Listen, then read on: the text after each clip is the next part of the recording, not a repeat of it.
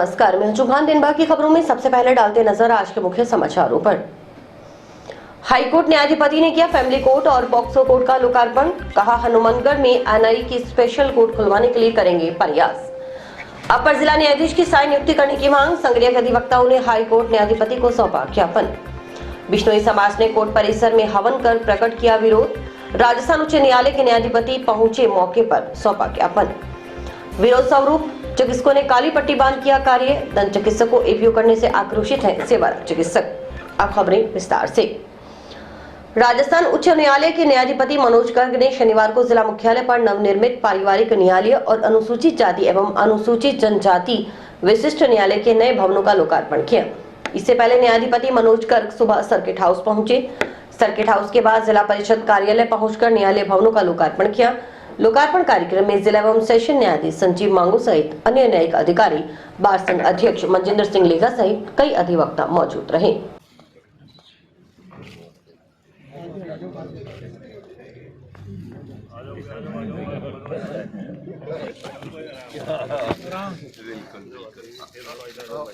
बहुत जोरदार बिल्डिंग बन गई भाई। बहुत बढ़िया, बहुत ही अच्छा।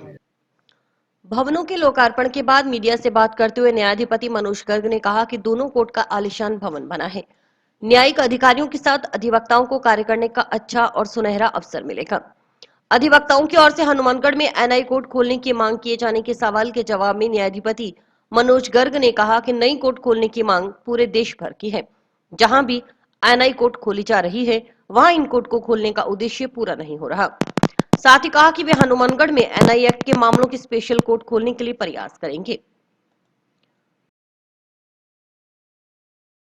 कोर्ट और फैमिली कोर्ट, दो बिल्डिंग्स हनुमानगढ़ का उद्घाटन हुआ है और बिल्डिंग बहुत ही आलीशान और बढ़िया बनी है। इसमें प्रिजाइडिंग ऑफिसर को भी काम करने का बहुत ही अच्छा और सुनहरा अवसर मिलेगा और साथ ही साथ वकील भाइयों को इसमें काम करने का इंफ्रास्ट्रक्चर जो इतना बढ़िया बना है उसमें स्मूथ वर्किंग के लिए बहुत ही बढ़िया काम मिलेगा। और मैं समझता हूँ कि वकील बंधु आगे से आगे बढ़ते रहें, केसों की संख्या उनको ज़्यादा से ज़्यादा मिले और इतनी बढ़िया बिल्डिंग का वो भरपूर फ़ायदा उठाएं। सबको, हनुमानगढ़ वासियों को, न्याय क्षेत्र से जुड़े हुए वासियों को मैं बहुत बहुत अपने तहे दिल से बधाई देता हूं। धन्यवाद। बढ़ती एनआई कोर्ट की समस्या पूरे देश भर की है और इसमें जिसमें भी जहां भी एनआई कोर्ट फंक्शन भी कर रही हैं वहां भी कोई भी पर्पस पूरा नहीं हो रहा और हनुमानगढ़ के लिए भी मैं प्रयास करूंगा कि एनआई कोर्ट की एक स्पेशल कोर्ट यहां पे खोली जाए। बार संघ अध्यक्ष मनजिंदर सिंह लेखा ने बताया कि कोर्ट के दोनों भवनों का निर्माण करीब 2 करोड़ 80 लाख रुपए की लागत से हुआ है, जो वातानुकूलित है।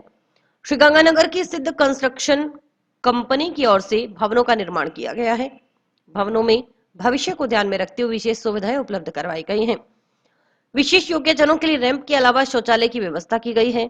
पारिवारिक न्यायालय के भवन में मध्यस्थता के लिए अलग से कक्ष बनाया गया है। कंप्यूटर कक्ष भी अलग से बनाए गए हैं। न्यायालय में ऑनलाइन विचारण की सुविधा भी है। न्यायाधीश के लिए चैम्बर्स इत्यादि की व्यवस्था की गई है। आज जिला न्यायालय परिसर में फैमिली न्यायालय व SC/ST कोर्ट के नए न्यायालयों का लोकार्पण किया गया माननीय न्यायाधिपति महोदय श्री मनोज गर्ग द्वारा। और यहाँ GM रिसोर्ट में उसके लोकार्पण के उपरांत यहाँ समारोह रखा गया और जिसमें समस्त हमारे न्यायिक अधिकारीगण, अधिवक्तागण व शहर के अन्य गणमान्य व्यक्ति उपस्थित आए और जो न्यायालयों जिन भवनों का लोकार्पण किया गया है उनमें समस्त सुविधाएं हैं, वातानुकूलित है और विशेष जन के लिए भी सुविधा है। शौचालय इत्यादि की समुचित व्यवस्था की गई है जिससे न्यायिक अधिकारीगण को और अधिवक्तागण को कार्य संपादन करने में सुविधा होगी और अपनी कार्य क्षमता बढ़ेगी। लोकार्पण कार्यक्रम के बाद न्यायाधिपति मनोज गर्ग ने टाउन में सतीपुरा बाईपास स्थित GM रिसोर्ट में आयोजित समारोह में शिरकत की। इसके बाद न्यायाधिपति रावतसर के लिए रवाना हो गए। GM रिसोर्ट में हुए कार्यक्रम में विभिन्न बार एसोसिएशनों की ओर से न्यायाधिपति मनोज गर्ग का सम्मान किया गया। इसके अलावा कोर्ट भवनों के निर्माण में सहयोग करने वाले भामाशाहों का भी सम्मान हुआ। आइए आपको दिखाते हैं कार्यक्रम की झलकियां। इंद्रपाल जी, एडीपी साहब आ रहे हैं जी। विजेंद्र जी शर्मा, ओम प्रकाश यादव, ईपी पार्षद अध्यक्ष हरविंदर सिंह,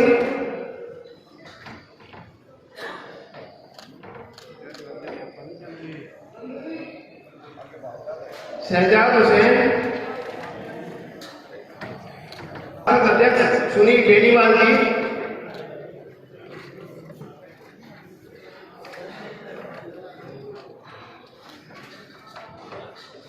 मुजफ्फर अली जी, मोदी, सुखवीर जी बाबू,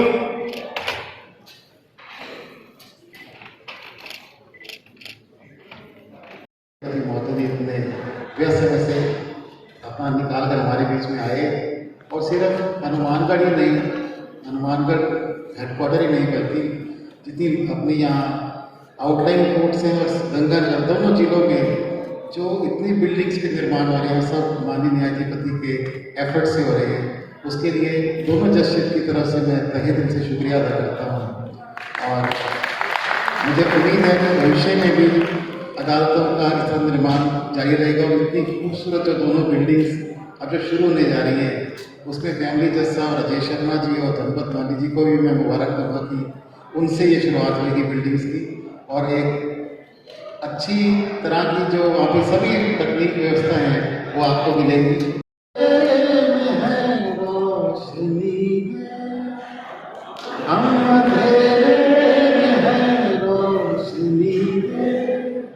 खोना दे खुद को ही दुश्मनी, आपका बोझ बढ़ता ही जाए, जाने कैसे ये धरती थमी है, बोझ ममता का तू ये उठा ले, तेरी रचना कहीं अंत हो न।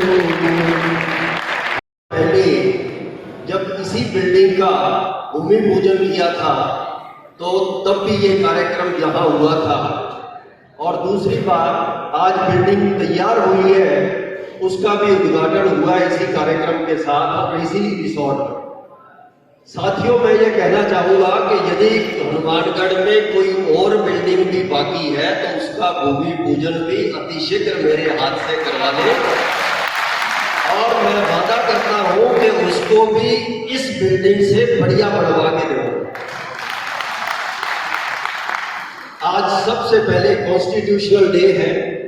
ये बिल्डिंग अपने को बहुत फले, अपने को ऊंची ऊंचाइयों तक लेके जाए। मैं ऐसी हर प्रत्येक एडवोकेट बंधु को इसके लिए बधाई देता हूं और इसके लिए कॉन्स्टिट्यूशन डे की भी बधाई देता हूं। साथियों, ये प्रोजेक्ट जो एक बीड़ा गंगानगर और हनुमानगढ़ का उठाया था, सिर्फ गंगानगर में तो एक रायसी नगर का बाकी है और यहाँ पे भादरा का बाकी है और इन दोनों के लिए 23 तारीख को जयपुर मीटिंग थी और जयपुर में मैंने फाइनेंस सेक्रेटरी और लॉ सेक्रेटरी से बात की और बात करने पे ये कहा कि उन्होंने बताया कि दिल्ली से हमारे पास फंड आया नहीं और शायद 60 करोड़ का आ जाएगा।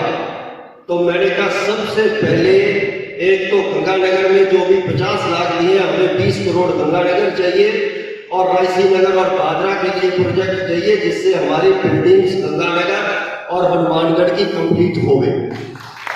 साथियों, उन्होंने ये आश्वासन दिया है कि 60 करोड़ यदि आ गया तो सबसे पहले डिस्बर्समेंट आपके गंगानगर और हनुमानगढ़ डिस्ट्रिक्ट में ही होगा। नए अधिवक्तागण बहुत यहाँ पे साथी बैठे हैं, उनके लिए कहना चाहूंगा साथियों, एक बार मेहनत जिसने कर ली इस प्रोफेशन में, फिर ऊंचाइयां बुलंदी पर है, आप आगे बढ़ते चले जाएंगे, पीछे मुड़ने की आपको आवश्यकता नहीं है। एक बार जिसने थपेड़े खा लिए धूप में, छाव में, सब जगह, तो वो आगे से आगे बढ़ता चला जाएगा, उसको कोई भी देखने की जरूरत नहीं। अधिवक्तागण व युवा अधिवक्तागण, व शहर में से आए गणमान्य व्यक्ति व प्रेस पत्रकार बंधु, सबसे पहले मैं हनुमानगढ़ की पावन धरा पर माननीय श्री न्यायाधिपति मनोज गर्ग जी का बहुत बहुत अभिनंदन करता हूं। माननीय न्यायाधिपति मनोज जी का हनुमानगढ़ और गंगानगर जिलों से बहुत ही स्नेह व लगाव है। इसीलिए जब से माननीय न्यायाधिपति ने बागडोर संभाली है राजस्थान उच्च न्यायालय में, तब से हमारे गंगानगर और हनुमानगढ़ जिलों में जो न्यायालय भवन है उनका कायाकल्प हो गया है। जितना मुझे लगता है जितने अच्छे भवन पिछले दो तीन सालों में हनुमानगढ़ और गंगानगर में बने हैं वहाँ राजस्थान में कहीं भी नहीं बने, चाहे रक्षगढ़ या लोअर बादला और हनुमानगढ़ में। हनुमानगढ़ में जो माननीय के दिशा निर्देश और अथक प्रयासों से पारिवारिक न्यायालय और SC/ST का भवन बना है, वो आज के समय की समस्त सुविधाओं से संपूर्ण है, जिसमें अधिवक्तागण, न्यायिक अधिकारीगण और जो भी पक्षकार आते हैं उनके लिए समस्त सुविधाएं हैं। जो विशेष जन है उनके लिए भी बाथरूम इत्यादि की अलग से सुविधा दी गई है, जिसके लिए हम बड़े आभारी हैं।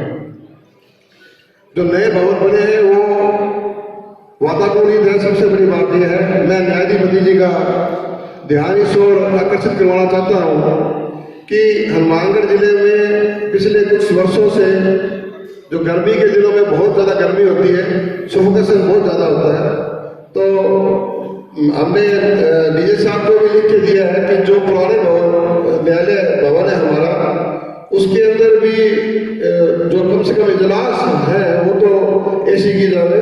हालांकि सारे जो दफ्तर है वो भी एसी होनी चाहिए, जिससे कार्य क्षमता पर फर्क पड़ेगा और अधिकारीगण व अधिवक्तागण कर्मचारी समस्त अपना कार्य का संपादन कर सकेंगे। संगरिया न्यायालय परिसर में नवनिर्मित न्यायालयों के लिए फर्नीचर व सुरक्षा व्यवस्था एवं अपर जिला न्यायाधीश की स्थायी नियुक्ति करने की मांग को लेकर संगरिया बार एसोसिएशन के पदाधिकारियों ने शनिवार को हनुमानगढ़ आए राजस्थान उच्च न्यायालय के न्यायाधिपति मनोज गर्ग को ज्ञापन सौंपा। ज्ञापन में बताया गया कि संगरिया न्यायालय परिसर में न्यायालय भवनों के निर्माण की स्वीकृति दी गई है। बार रूम और चैम्बर के नक्शे को अनुमोदित और बजट स्वीकृत की अनुशंसा की गई है।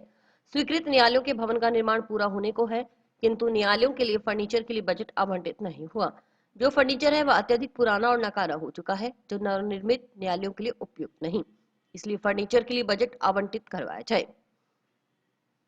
साथ ही नवनिर्मित भवन के दोनों गेट पर मेटल डिटेक्टर और सुरक्षा कर्मचारी की व्यवस्था करवाई जाए, क्योंकि संगरिया का इलाका पंजाब और हरियाणा राज्यों की सीमा पर है। इसके अलावा ज्ञापन में बताया गया कि संगरिया स्थित अपर जिला एवं सेशन न्यायाधीश न्यायालय के पीठासीन अधिकारी के स्थानांतरण के बाद नव नियुक्ति नहीं हुई है। अस्थायी व्यवस्था के अधीन हनुमानगढ़ अपर जिला न्यायाधीश संख्या 2 का माह में केवल 6 दिवस शिविर लगाया जा रहा है। स्थायी नियुक्ति नहीं होने से न्यायिक कार्य सुचारू रूप से नहीं हो पा रहे। बार संघ संगरिया के अध्यक्ष के तौर पर मैं इंद्रपाल बेनीवाल माननीय न्यायाधिपति महोदय मनोज गर्ग जी साहब से मिले। हमारे काफ़ी समय से एडीजे कोर्ट कैंप कोर्ट लग रहे हैं और जो अपर जिला विशेष न्यायाधीश का पद जो खाली चल रहा है उसके लिए निवेदन किया गया कि साहब हमारे जो पद है उस पर पोस्टिंग करवाए। दूसरा जो ये जो इलाका है संगरिया क्षेत्र जो है वो पंजाब और हरियाणा सीमा से सटा हुआ है, तो वहाँ कैमरों की और उनकी मेंटेन डिटेक्टिव की व्यवस्था करवाने के लिए कोर्ट की तरफ से कहा है। नई बिल्डिंग बन रही है उसके लिए फर्नीचर के लिए भी साहब को लिखा है, तो साहब ने आश्वासन दिया है मैं इसके लिए पूरी कराऊंगा आपकी। टिब्बी बार एसोसिएशन के अधिवक्ताओं ने भी हाईकोर्ट न्यायाधिपति मनोज गर्ग को ज्ञापन सौंप अपर जिला एवं सेशन न्यायाधीश न्यायालय सृजित करने की मांग की। अध्यक्ष हरविंदर सिंह गिल के नेतृत्व में सौंपे गए ज्ञापन में बताया गया कि टिब्बी क्षेत्र के सेशन प्रकरणों की सुनवाई हनुमानगढ़ जिला एवं सत्र न्यायाधीश कर रहे हैं। उनकी ओर से दीवानी एवं फौजदारी प्रकरण न्यायालय अपर जिला न्यायाधीश संख्या 1 और अपर जिला न्यायाधीश संख्या 2 हनुमानगढ़ को सुनवाई के लिए अंतरित किए जाते हैं। हनुमानगढ़ में अपर जिला न्यायाधीश संख्या 1 और अपर जिला न्यायाधीश संख्या 2 के न्यायालय स्थित हैं। टिब्बी क्षेत्र के सेशन प्रकरणों की सुनवाई के लिए पक्षकारों को हनुमानगढ़ आना जाना पड़ता है। इससे समय और धन की बर्बादी होती है। ऐसे में टिब्बी उपखंड क्षेत्र में अपर जिला एवं सेशन न्यायाधीश का न्यायालय सृजित किया जाना न्यायोचित होगा। आज हम महाराष्ट्र टिब्बी की तरफ से माननीय न्यायाधिपति महोदय मनोज कुमार गर्ग जी आए हुए हैं मानगढ़, उनको हमने ज्ञापन सौंपा है। हमारे यहाँ टिब्बी में पहले एसीजी कोड दिए उन्होंने, एसीजी कोड अब हमारे ये ज्ञापन दिया है कि हमें एडीजे कोड भी और दी जाए, और उन्होंने हमें बहुत आश्वासन दिया और उनका अब आप आंकड़े भेजो और आपको हम आगे एडीजे कोड पे दिला देंगे, नहीं तो कैंप जरूर आपको दिला देंगे। और हमारे यहाँ पर क्या है भी 45 गाँव है वे चक व ढाणियाँ हैं और नगर पालिका भी बनी, और यहाँ से क्या दूर दूर से ढाणियों से लोगों को आने जाने में परेशानी हो रही है और पैसे की भी बर्बादी और समय की भी बर्बादी हो रही है। इसलिए सबसे ज़्यादा काम हमारे टिब्बी क्षेत्र का, हमारा सेशन जो कार्य है टिब्बी क्षेत्र का है, इसलिए हम चाहते हैं कि आमजन को भी सुविधा हो और हमें उपभोक्तागण का भी यह सुविधा हो, तो हमें विशेष एडीजे कोड दी जाए। कोर्ट भवन के निर्माण के लिए कॉन्ट्रैक्टर की ओर से बिना अनुमति खेजड़ी के करीब 250 पेड़ उखाड़ने को लेकर पैदा हुए विवाद के बाद हुए अनुबंध के तहत कॉन्ट्रैक्टर की ओर से खेजड़ी के पेड़ नहीं लगाने के खिलाफ बिश्नोई समाज ने शनिवार को अनूठे तरीके से विरोध दर्ज करवाया।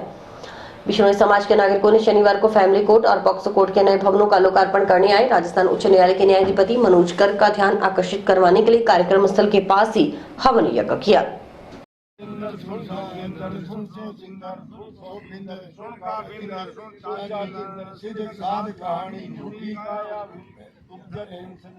नुगरे दीन जानी हरि ओम स्वाहा आयशा ओम आयशा का देव गुरु सेवो भूत नारी घड़े दे लोक में आप ले खाना शिकारी में आप सोले से रंगे बोलम बालम बोले में कान सोले में जालम तेरे राखी लो में एक मानो आप जय सोलबिया में कबीरे तरती सोलब क्रिया बदले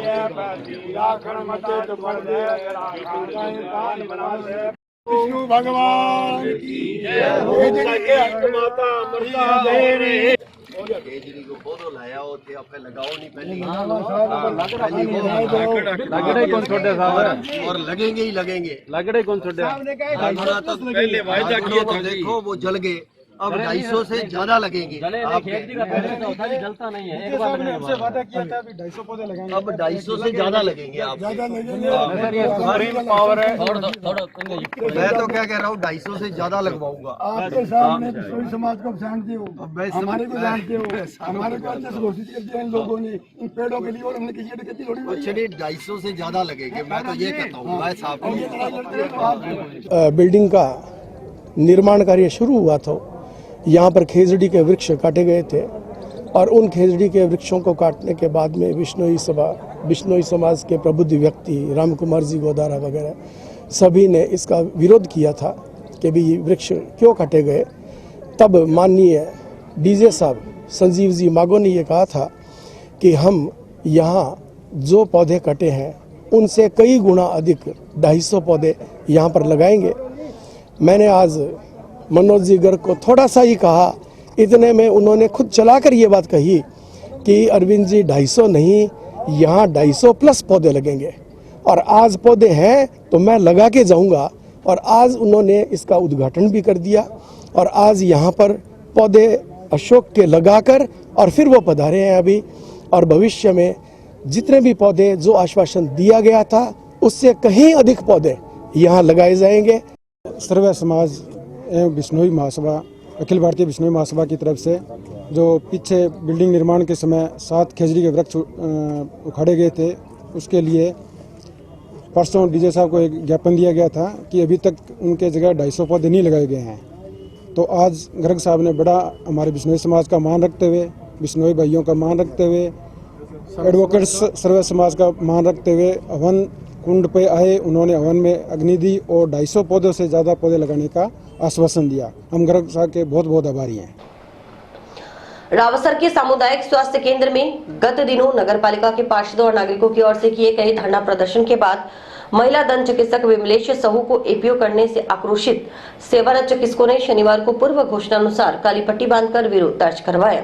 टाउन के जिला अस्पताल में भी सरकारी चिकित्सकों ने विरोध स्वरूप काली पट्टी बांध मरीजों की जांच की।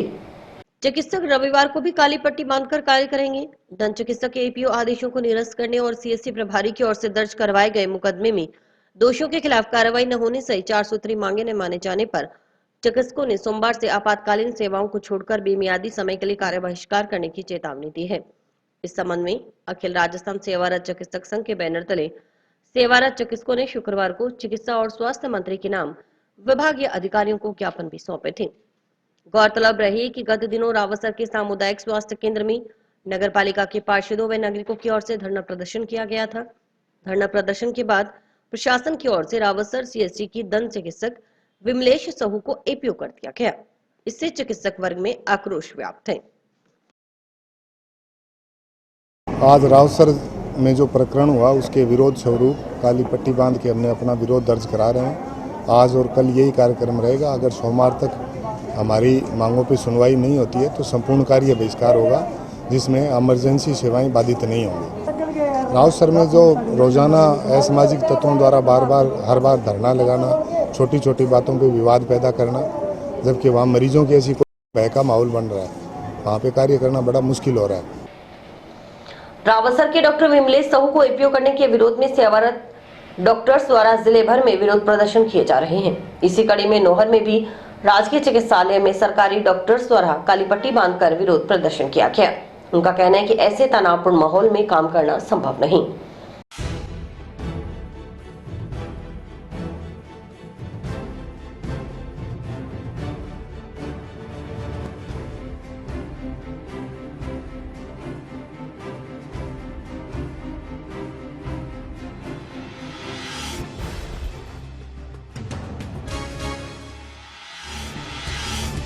से वहाँ के असामाजिक तत्वों द्वारा बिना किसी अनुमति के और धरना प्रदर्शन किया गया और वहाँ के स्टाफ के कार्य में बाधा डाला गई, जिसकी वजह से काफ़ी आमजन को भी परेशानी हुई और डॉक्टर्स को स्टाफ को भी काम करने में काफ़ी परेशानियों का सामना करना। और ये चीज़ें कुछ लोगों द्वारा बार बार प्रेशराइज करने के लिए वहाँ बार बार की जा रही है, तो इसके विरोध में वहाँ कार्य बहिष्कार किया जा रहा था। उसी के समर्थन में हम लोगों ने भी यहाँ आज उनके की काली पट्टी बांधकर विरोध स्वरूप उनके समर्थन में सहयोग देने के लिए सब किया, जिससे कि आगे इस प्रकार के सामाजिक तत्वों पर रोकथाम की जा सके और आमजन को कोई परेशानियों का सामना न करना पड़े। मसाला कंपनी का प्रतिनिधि बताने वाले युवक की ओर से राजस्थान पंजाब की फर्मों के संचालकों को कंपनी से एसएस बना कंपनी के उत्पाद भेजने के नाम पर उनसे लाखों रुपयों की ठगी करने का मामला सामने आया है। फर्म संचालकों ने एक प्लानिंग के तहत शनिवार को युवक को हनुमानगढ़ बुला उसकी जमकर धुनाई की।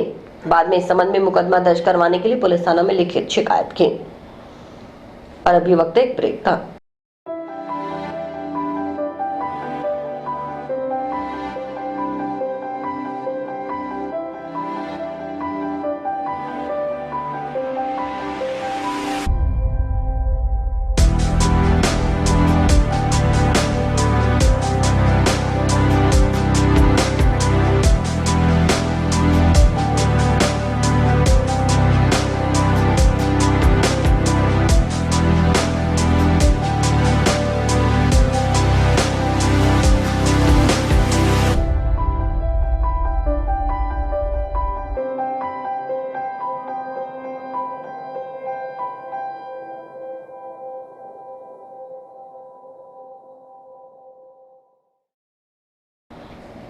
संविधान दिवस के उपलक्ष्य में शनिवार को नेहरू युवा केंद्र युवा कार्यक्रम खेल मंत्रालय की ओर से जंक्शन स्थित सरस्वती कन्या स्नातकोत्तर महाविद्यालय में संविधान को जानो जागरूकता कार्यक्रम आयोजित किया गया। कार्यक्रम के तहत प्रश्नोत्तरी व संगोष्ठी प्रतियोगिता आयोजित की गई। जनक कहा जाता है। भारत की आजादी के बाद डॉक्टर भीमराव अम्बेडकर को भारत के प्रथम कानून मंत्री के रूप में सेवा करने का निमंत्रण दिया। उन्हें 29 अगस्त को प्रारूप समिति का अध्यक्ष बनाया गया। जब भारत के संविधान को अपनाया गया था, तब भारत के नागरिकों को शांति और प्रगति के साथ एक नए संवैधानिक, वैज्ञानिक और स्वराज्य और आधुनिक भारत में प्रवेश किया था। भारत का संविधान विश्व का सबसे लंबा व लिखित संविधान है। संविधान दिवस मनाने की शुरुआत वर्ष 2015 में प्रधानमंत्री नरेंद्र दामोदर दास मोदी के द्वारा की गई थी। समाजवादी, पंथनिरपेक्ष, लोकतंत्रात्मक गणराज्य बनाने के लिए तथा उसके समस्त नागरिकों को सामाजिक आर्थिक और राजनैतिक विचार अभिव्यक्ति विश्वास धर्म और उपासना की स्वतंत्रता प्रतिष्ठा और अवसर की क्षमता प्राप्त कराने के लिए तथा उन सब में व्यक्ति की गरिमा और राष्ट्र की एकता और अखंडता सुनिश्चित करने वाली बंधुता बढ़ाने के लिए दृढ़ संकल्प होकर अपनी संविधान सभा में आज तारीख 26 नवंबर 1949 2006 विक्रमी को एतद द्वारा इस संविधान को अंगीकृत अधिनियमित और आत्मार्पित करते हैं। आज संविधान दिवस पर नेहरू युवा कार्यक्रम खेल मंत्रालय के द्वारा आयोजित किया गया था। संविधान को जानो जागरूकता कार्यक्रम, तो उसमें आज एक कार्यक्रम किया गया जिसमें प्रश्नोत्तरीय संगोष्ठी। उसमें आज का जो मुख्य जो था अभी संविधान को हम कैसे जानें कि पहले संविधान में क्या था, संविधान से पूर्व की स्थितियाँ क्या थी और वर्तमान की जो स्थितियाँ हैं उनमें कितना परिवर्तन आया। ये इस परिप्रेक्ष्य में आज लगभग 80 युवाओं से हमारे इस पार्टिसिपेट हुए, जिसमें उसके कुछ एक्सपर्ट जो विशेषज्ञ थे उनको हमने बुलाया। तो उन्होंने बारीकी से इस बात को रखा कि संविधान पहले क्या था और आज उसमें क्या है। तो कार्यक्रम समय समय पर नेहरू युवा केंद्र युवा कार्यक्रम खेल मंत्रालय हनुमानगढ़ के माध्यम से आयोजित किए जाते रहे हैं। इसी कड़ी में आज ये कार्यक्रम था। जंक्शन स्थित गुरुद्वारा श्री गुरु तेग बहादुर साहिब की प्रबंधक कमेटी की ओर से गुरु तेग बहादुर के 347वें शहीदी पर्व के उपलक्ष्य में शनिवार को नगर कीर्तन निकाला गया। पंच प्यारों की अगुवाई में निकाला गया नगर कीर्तन गुरुद्वारा साहिब से रवाना हुआ। सेक्टर 6 सुरेशिया सिविल लाइंस हाउसिंग बोर्ड सहित शहर के अन्य मार्गों से होता हुआ शाम को पुनः गुरुद्वारा साहिब पहुंच संपन्न हुआ। नगर कीर्तन फूलों से सुसज्जित पालकी साहिब में शोभायामन श्री गुरु ग्रंथ साहिब महाराज की हजूरी और पंच प्यारों की छत्र छाया में निकाला गया।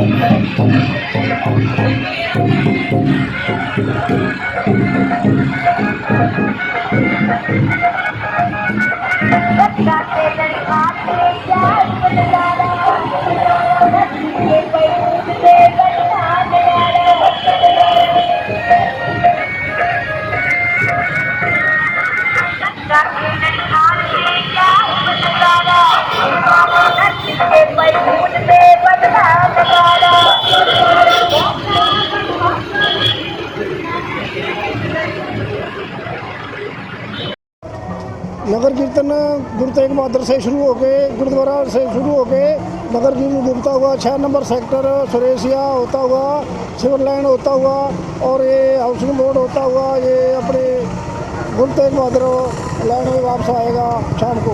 ये गुरुद्वारे के गुरु तेग बहादुर थे ना चांदनी चौक में शीश दिया था, उनके विनाश में नगर कीर्तन निकाला जा रहा है। बस ये सिक्की का है कि गुरु तेग बहादुर ने शीश दिया था। उसके बाद ये जो समागम आप मना रहे हैं ये नगर कीर्तन है धन गुरु तेग बहादुर जी के शहीदी दिहाड़े ਨੂੰ ਮੁੱਖ ਰੱਖਦੇ ਹੋਇਆ ਇਹ ਗੁਰਦੁਆਰਾ ਗੁਰੂ ਤੇਗ ਬਹਾਦਰ ਗਾਂਧੀ ਨਗਰ ਤੋਂ ਰਵਾਨਾ ਹੋ ਕੇ ਮੁੱਖ ਮਾਰਗ ਚੜ੍ਹਦਾ ਹੋਇਆ ਇਸ ਟਾਈਮ ਸਰੇਸ਼ੀਏ ਪਹੁੰਚਿਆ ਹੈ ਔਰ ਸ਼ਾਮ ਨੂੰ 6 ਵਜੇ ਗੁਰਦੁਆਰਾ ਸਾਹਿਬ ਪਹੁੰਚਣਗੇ। ਇਹਦੇ ਵਿੱਚ ਬਹੁਤ ਉੱਚ ਕੋਟੀ ਦੇ ਜਥੇਦਾਰ ਭਾਈ ਜਸਵਿੰਦਰ ਸਿੰਘ ਅਵਲ ਖਲਾਣਾ, ਭਾਈ ਮਾਨੇਵਾਲੀਆ ਤੇ ਭਾਈ ਕਰਨਵੀਰ ਸਿੰਘ ਜਬਤਾ ਕਾਤੂ ਲੁਧਿਆਣੇ ਵਾਲੇ ਪਹੁੰਚ ਰਹੇ ਹਨ। ਸਮੂਹ ਸੰਗਤ ਨੂੰ ਬੇਨਤੀ ਹੈ ਕਿ ਇਸ ਗੁਰਬਾਣੀ ਦਾ ਵੱਧ ਤੋਂ ਵੱਧ ਲਾ ਕੇ ਲਾਹਾ ਕੱਟ ਕੇ ਆਪਣਾ ਜਨ ਸਫਲ ਕਰਨ। ਉਸ ਤੋਂ ਬਾਅਦ ਕੱਲ੍ਹ ਦਾ ਜੋ ਪ੍ਰੋਗਰਾਮ 27 ਤਰੀਕ ਦਾ, ਉਹਦੇ ਵਿੱਚ 9 ਵਜੇ ਤੋਂ ਲੈ ਕੇ 2 ਵਜੇ ਤੱਕ ਦੀਵਾਨ ਸਜਣਗੇ। ਸਮੂਹ ਸੰਗਤ ਨੂੰ ਬੇਨਤੀ ਹੈ ਕਿ ਬਾਣੀ ਸੁਣ ਕੇ ਆਪਣਾ ਜਨ ਸਫਲ ਕਰੋ। ਉਸ ਤੋਂ ਬਾਅਦ गुरु का लंगर अटूट बरतूगा। और इसी के साथ समाचार समाप्त हुए। रोजाना देखते रहिए समाचार। नमस्कार।